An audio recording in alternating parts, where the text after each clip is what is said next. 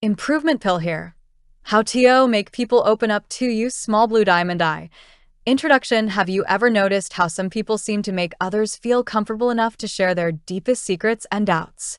This happens because we naturally trust and connect with those who make us feel valued and understood. Today, we're going to learn how you can become that person, someone people feel safe opening up to. 2. How to get people to open up.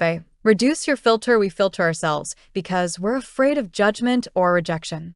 We avoid talking honestly or openly, sticking instead to small, safe topics, even when there's much more we want to say.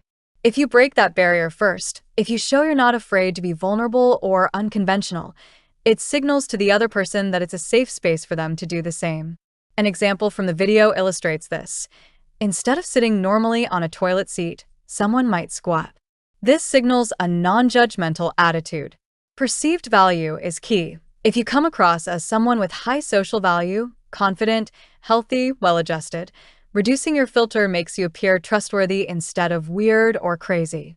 So be yourself, let down your filter, and watch people follow your lead. However, without sufficient social value, reducing your filter might backfire. It's something to be mindful of.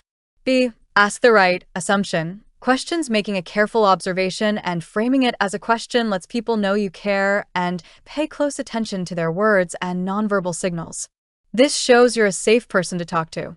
An example from the video highlights this. You don't really sound that excited about your engagement. Is there something bothering you? If you're correct, the person will naturally want to share more. If you're not, they'll correct you and provide additional details or context. This guides the conversation forward and deepens your connection. The main point is, by asking the right questions, you demonstrate care and understanding. 3. Additional notes and call to action. This process isn't magic. It's a skill that you need to practice and make a habit of in your daily conversations.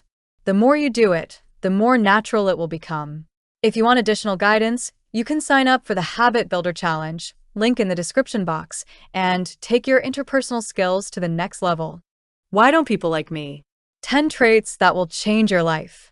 Making friends and forming deep connections can feel challenging when you realize people seem distant or indifferent toward you. But understanding the traits that may push them away is the first step toward transformation. The first thing you need to be aware of is when you constantly talk about yourself instead of showing curiosity in others.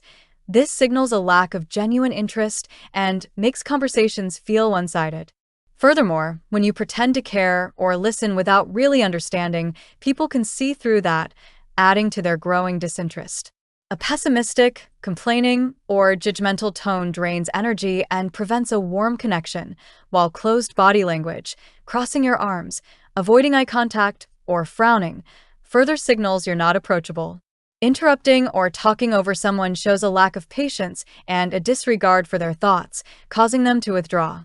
Judgmental comments or an unwillingness to appreciate different perspectives create additional barriers to growing a friendship.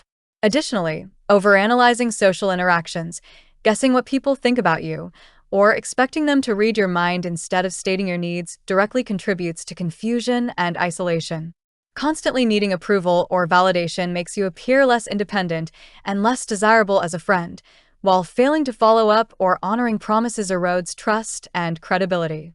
The good news is that you can make a dramatic change by reflecting honestly on your own behavior and choosing to grow. Practice active listening, show genuine curiosity, appreciate the perspectives of others, remain positive, keep your body language welcoming, avoid interrupting, and follow through on your promises.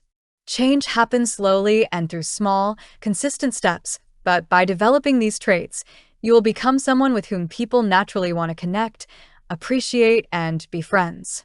Remember, strong relationships are built upon kindness, understanding, and trust, and when you bring those qualities to your interactions, everything starts to improve. Some people prefer their own company over socializing, and there's a profound psychology behind this choice. In the video 11 Reasons Why You Don't Like Being Around People, we uncover the many factors that contribute to this feeling.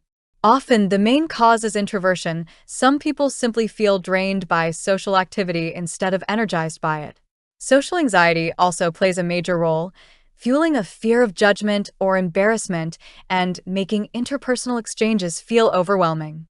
Some individuals feel misunderstood, as if their thoughts and emotions aren't valued or recognized by those around them, adding to their sense of isolation. Emotional exhaustion further compounds the difficulty, turning social interaction into a heavy, tiring experience. Furthermore, high sensitivity to stimuli, whether it's strong lighting, noisy spaces, or a bustling crowd, can make social environments unpleasant and tiring for many. Sometimes there's a conflict of values or interests, a feeling that there's a profound disconnection with the people you're supposed to connect with, which further dampens the appeal of socialization. Past negative experiences, betrayal, or rejection can foster an unwillingness to let down defenses and trust again, causing many to avoid relationships altogether. Some people simply need independence and appreciate their own routines which can feel restrictive or disrupted by social obligations. Others find deep satisfaction in observation instead of participation, choosing to watch quietly and reflect instead of adding their voice to conversations. Fear of conflict, a strong aversion to disagreement or interpersonal tension, can make solitary spaces feel much more comfortable and stress-free.